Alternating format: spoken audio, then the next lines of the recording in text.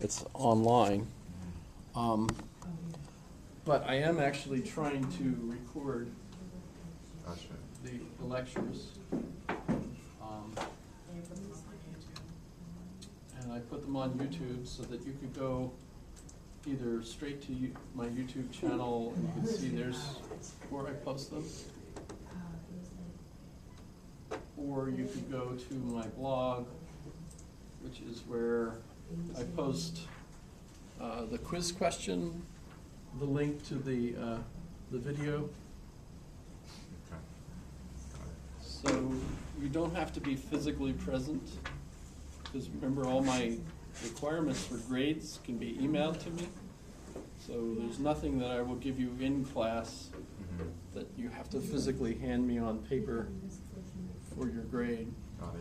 It's all emailed, so that people can actually take the class in absentia. Does that make sense? Yes. You'll still see me around. Cool. So, speaking of which, we go back to Thursday.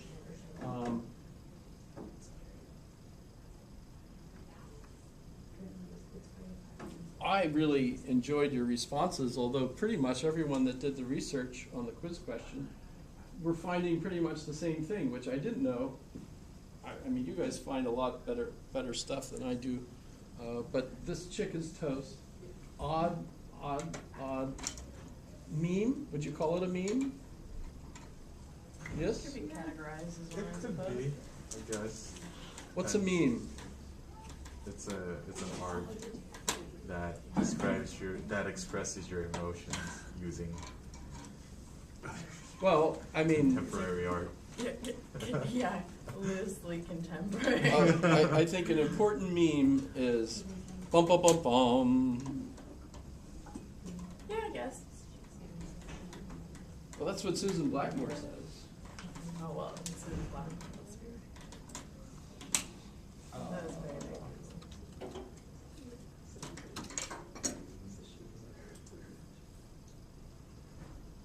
So, the concept of The meme meme machine. was invented by Richard Dawkins in his book, The Selfish Gene, on page 198, in the original version.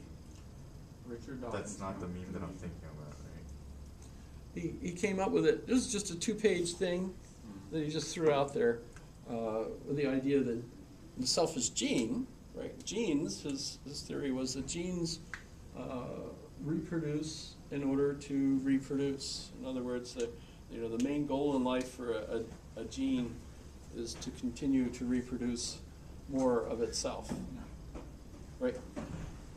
Basically. Gets into problems, of course, when you try to figure out, well, what about things like ants that don't reproduce themselves? Well, but they're not the gene. They're individuals that are collections of genes. But on page 198 in The Selfish Gene, Richard Dawkins points out that somebody ought to think about the concept of, how little bits of meaning develop and get passed around, because they really act like life forms. They use energy, they reproduce themselves, and so in a sense that's the definition of life.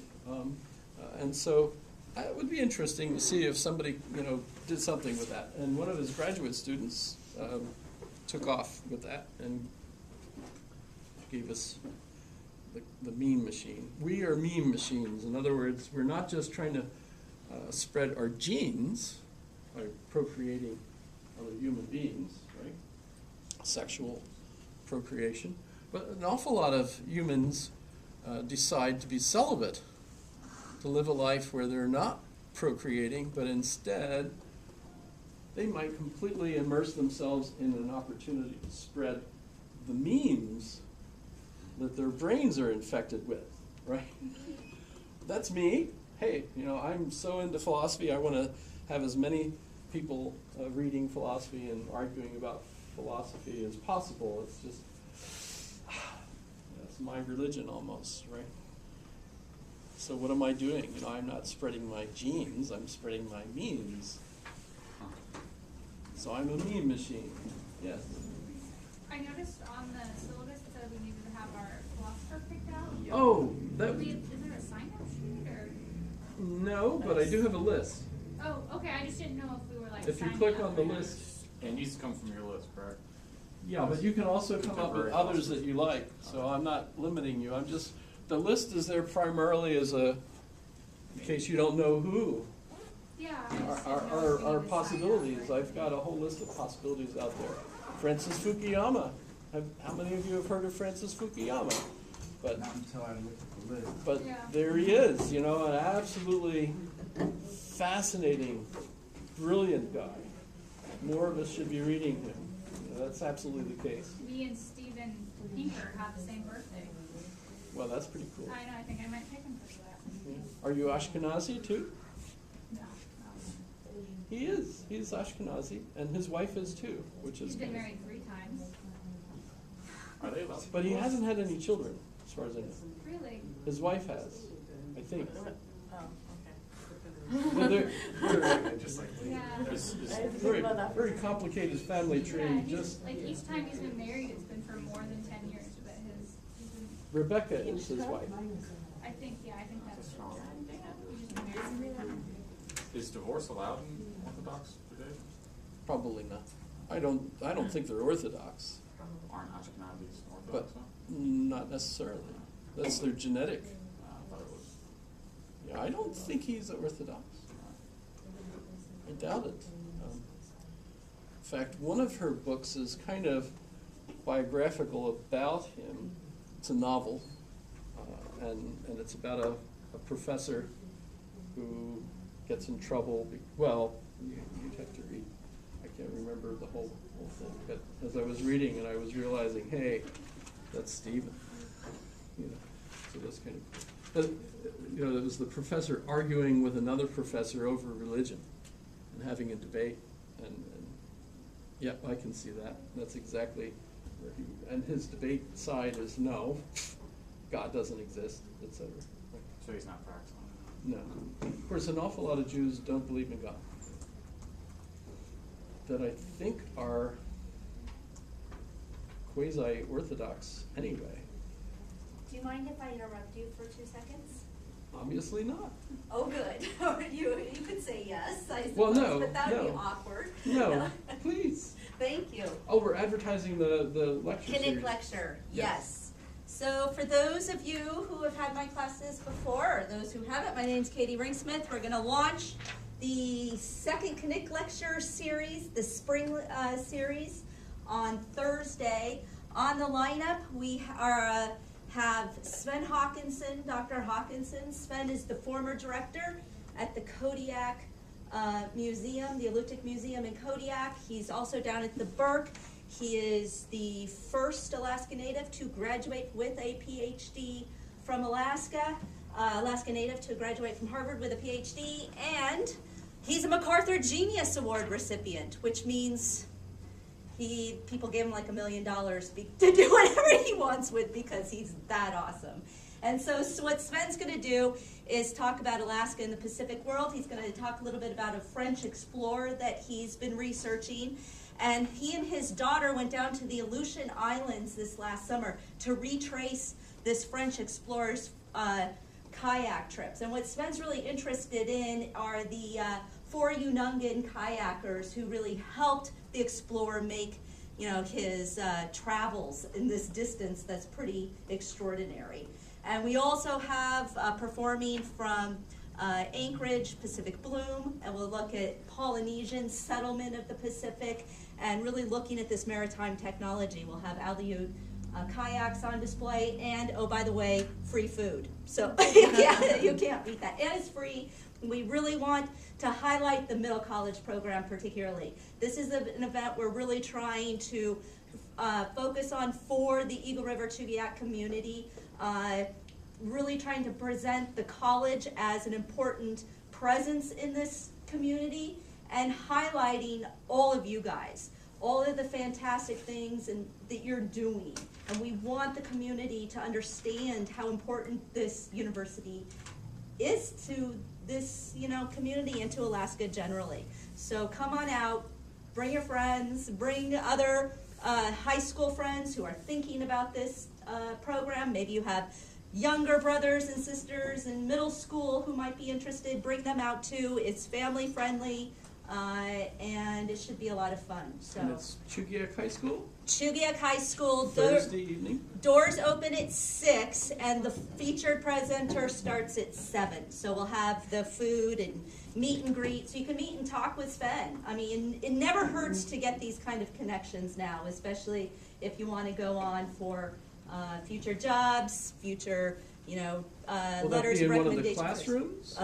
Pardon? One of the classrooms at Chugiak, or It's going to be at the auditorium. at the auditorium? At the auditorium, so it should be a really fun event. So we have a big space, so we want to fill it, so we're not embarrassed. So come on out, and it should be really fun. We're going to look at not just in the Alaskan connection, but peoples of the Pacific generally. So I'll leave a few flyers here, so feel free to take a few if you'd like.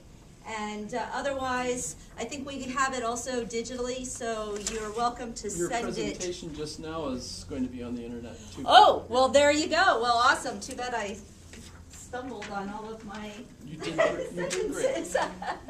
All right, well, here you guys go. Thank you all. Thank you. And my name's Katie Ringsmith. I teach history here, so if you have any questions, just give me a shout. All right? Thanks, guys. Thank you. Thank you. So what were we talking about? I forgot. Memes. Memes. How memes.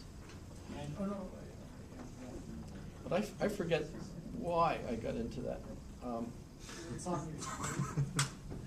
But that's okay. But so let's.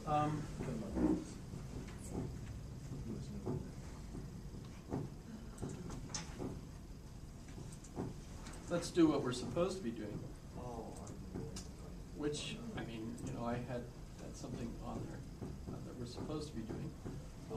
What do we know, and how do we know it? And I actually was aiming at that by talking about memes, because, of course, if we're a meme machine, are these memes alive? What's the definition of life?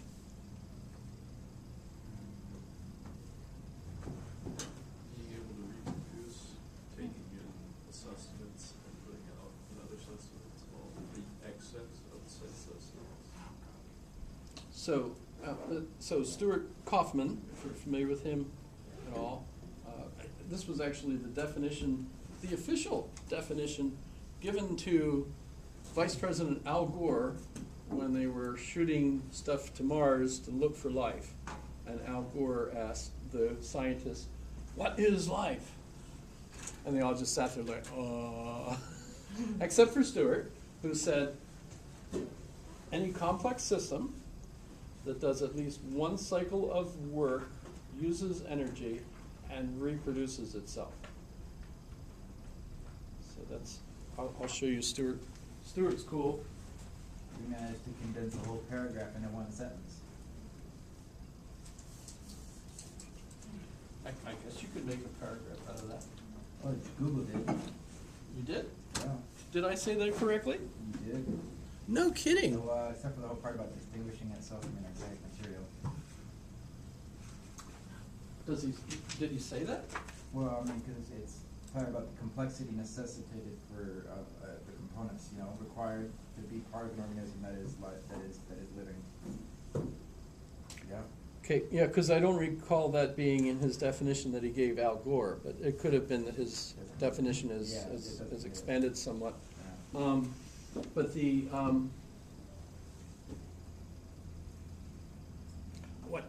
we actually had dinner together, and when he told me that, well, actually he had described that definition at the presentation in the arts building we had when he was here, and then we went and we ate dinner up at the not Garmisch, that's the German. What do we call the G town down south, 62 miles south? Girdwood, thank you.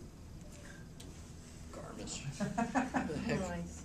Man, what a That was so mind, off, right? I couldn't even think of it. Yeah, that was so that off. was- Yeah, Girdwood, the top, the restaurant up at the top, that was, Chair 5? No, not Chair 5. Seven Glaciers. Glaciers. yeah, the expensive one. You guys went there, it's Yeah. a dull musky.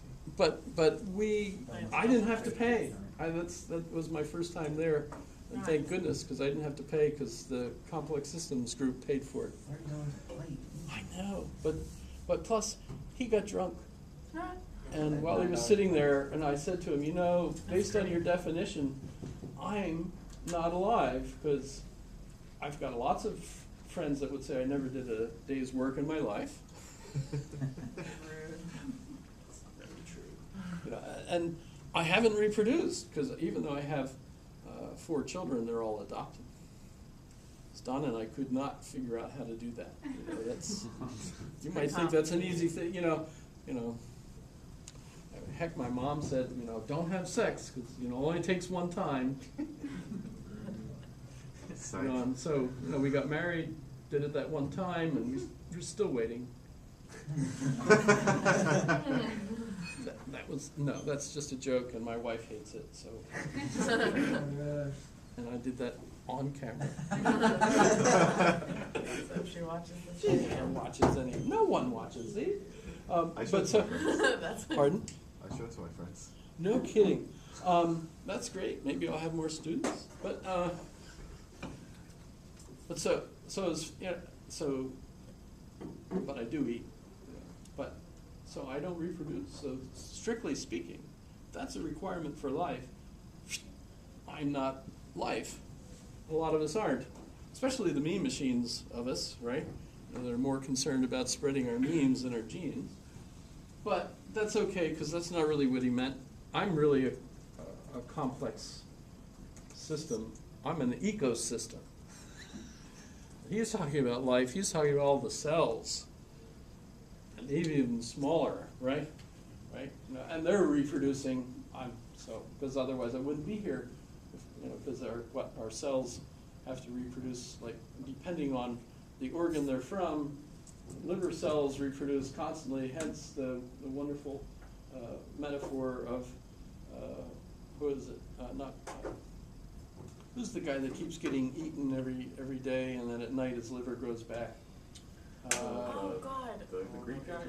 Yeah, Yeah, it's a Greek. I Yeah, was watching it's TED not. Talk on this, like, on Facebook. It's not Prometheus. He's the one with the stone. It's the one that gets Icarus. Oh, no, he steals the fire and, He just- steals a fire. Yeah. I Doesn't used he, to know. isn't that though? Isn't that, that's right though, he steals Yeah, the fire and Oh, then that's he- why. That's and the then he- punishment. Stole the fire Oh, from that's the the planet. punishment. Yeah. Yeah. So, Just tied him on the cliff and the And cross. some Oh, no, vulture his comes and bald eats his eagle. liver. Just but his bald somehow eagle. it also demonstrates that the Greeks knew that the liver cells reproduce faster. Somehow. How do they know that? They were a bunch of party animals, so, you know, maybe they It were- could be, yeah. Maybe they somehow knew alcohol destroys your liver. Aristotle knew. He said if a woman's pregnant and she drinks too much wine, the child will be a mess. That's not exactly the words he used. Can you go back to the definition, or can you scroll to it on the Wikipedia real quick of light? Do you have the link, Adam? Yeah. Are we Facebook friends yet? No. Well, You can be. does he? A friendship's being made before our Oh, eyes. so- so our very eyes.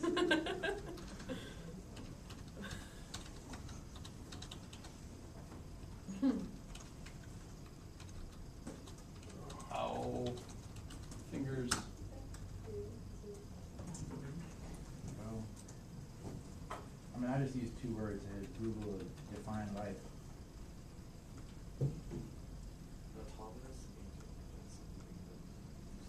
Yeah, I don't remember him saying that, and he's developed this a little bit more, I guess, but they're doing work cycles, and so it has to go through at least one work cycle.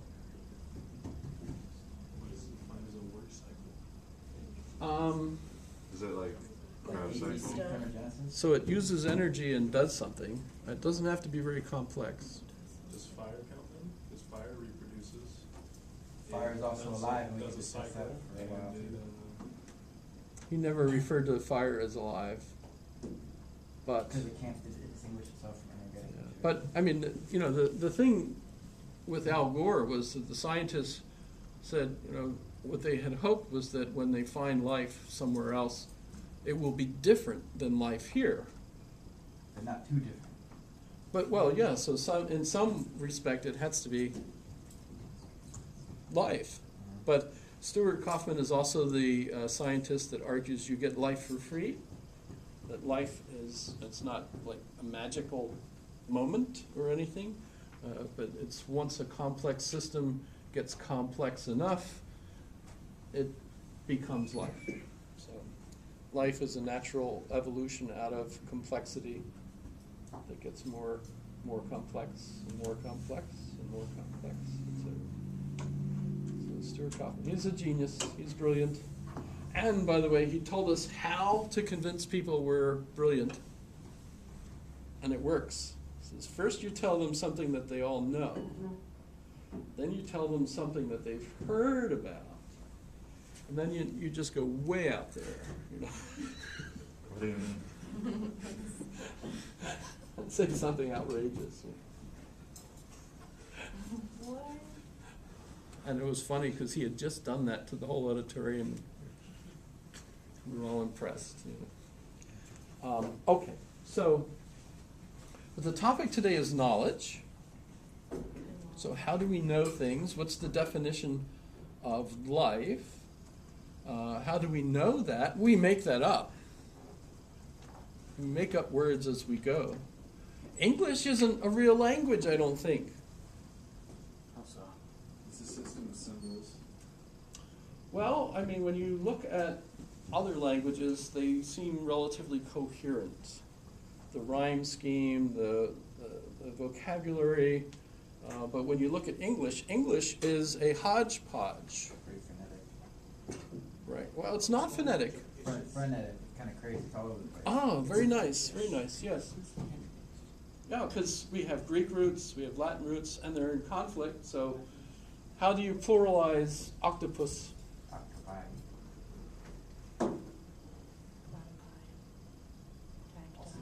Octopus. Sarcophagi. Octopedia. No. What? Stop. Get out. For Octopuses? No. What's so how many do I have that vote for octopi? Whatever. Yeah. Well, that's a pretty good group. How many for octopuses? I get Hanna-Barbera cartoon pictures every time. Okay, well, how many of you, okay, well, what's the plural of penis? Phalluses. Yeah. Penile. Someone had to I'll go with octopuses No, why? because I just googled it and it's right. No. I know they changed it, but like. It could be interchangeable between octopi and octopuses. Grammatically, it's What's the correct. plural of platypus? The biologist from APU argues that the correct plural is octopuses, and that the way that we make sure that that's the correct version is to make sure that everyone says it that way, because it's a vote. We're voting on it. Exactly. There's no official That's rule why that will enable It's that. octopi. That's And exactly why. The plural of penis is penises, according to most people, but peni, I think, that would, how about fetus? What's the plural of fetus? Yes, Right. Man, Feti. who designed the English language? I don't think I've ever had to say that. I don't know one situation where I have to use fetus and. Yeah, I thought it was like a moose. Yeah. Fetus was Moose? one or plural. Mice. Fetus. You know, one goof, a group of geef. Well, Meese. geese? Look Depends on the vernacular you use it in. You could reference, everything with just a few modifiers, right? But, I mean, unlike some students who thought that the King James Version of the Bible was the original that Jesus spoke, Pretty sad. I have to point out, no, English was not invented until It's a lot. Chaucer, maybe, And, there's the Norman elements, and, when people, linguists say, Saxon German. say it's a Germanic language, but the vocabulary is primarily like 80% French. That makes sense, I suppose.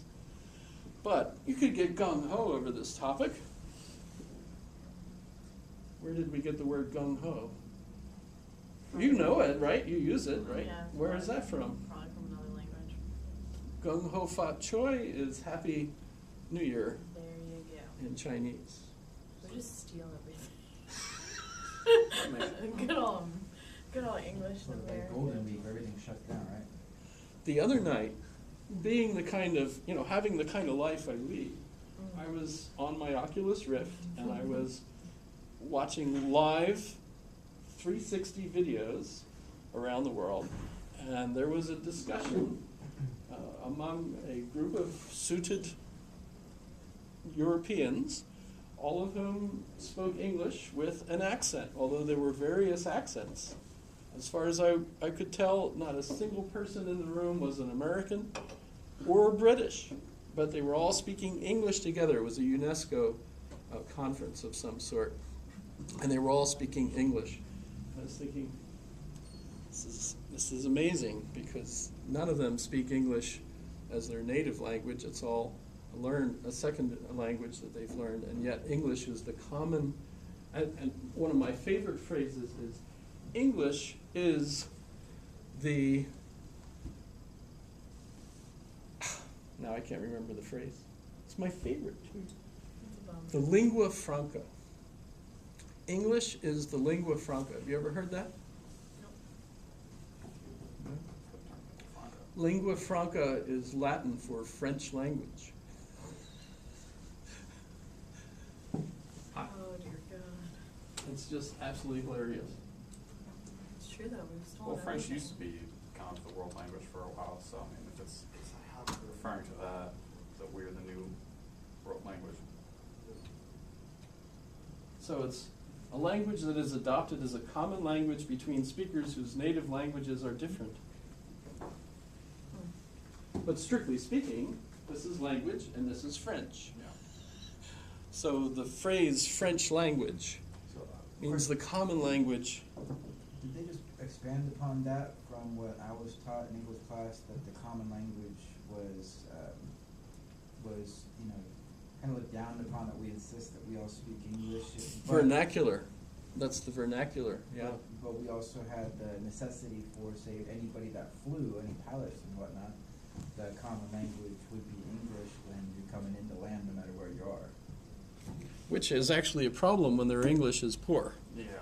Like in And do they Mallorca, actually speak? was the accident in Spain where the pilot misunderstood what the English, they were both speaking English, you could hear the transcript, but they totally misunderstood one another, and so the guy landed when he was being told not to, and killed a whole bunch of people. Were you there? No, you weren't on that plane. Because you would have been. Awkward. On a boat, in the water, you have to use English. You have to use English. Underwater? So now It's it's maritime flying in language, the water, so. international waters, common law kind of one, yeah. Yeah, you have to use English. So I mean, lingua franca was imposed, but now it's a choice, right? Now, But an awful lot of the English that's spoken in the world is spoken between non-English speaking people that speak a version of English that isn't understandable to most people that speak English as their native language. is that because they juxtapose meanings, they use the improper syntax? I'm not really sure why, but the argument is that English is evolving in all these places. They did a study of that in like Norway or Scandinavia, where there's a whole subsect demographic that were trying to expedite that whole process. They thought it was fun to kind of just play with the language, because they're mandatorily taught in school as a second language. So, they took kind of Ebonics and Redneck to the whole next level, and so much so they got a TV show out of it, a documentary out of it. Well, so it might sound funny, but actually I don't know where any language starts and stops. So I don't know if it's a good thing, but I've studied enough languages that I'm just confused. Communication begets communication. I mean, because if you go to Germany, you can hear different regional accents. As you go further north, it becomes more like Dutch, which, well, Deutsch, Swamp Germans. Dutch. Then you go across Denmark, then you go to England. So, how many languages can you speak? I have no clue. So, if you can speak all that language, when you were learning like different. In the language- Army, I passed my Russian, German, and French tests. So, So I like, was paid for those three. was it easier to learn German through French, or was it easier to learn German through? Well, I had Latin first in high school, then 2 years of French. Then in college, I took one course in Greek, one semester of German. And that one, I took the semester and I realized what a waste of money. German is English with a German accent. This is nicht ein Problem. Deutsch is English mit ein deutscher Akzent. I go to Hand, Germany. Fuß, If I yes, speak English to them. and they speak German. They too. speak better English if I speak with a German accent, though, otherwise they won't understand me. So I just put a little bit of German accent to it and they understand it better. There are some words that are different.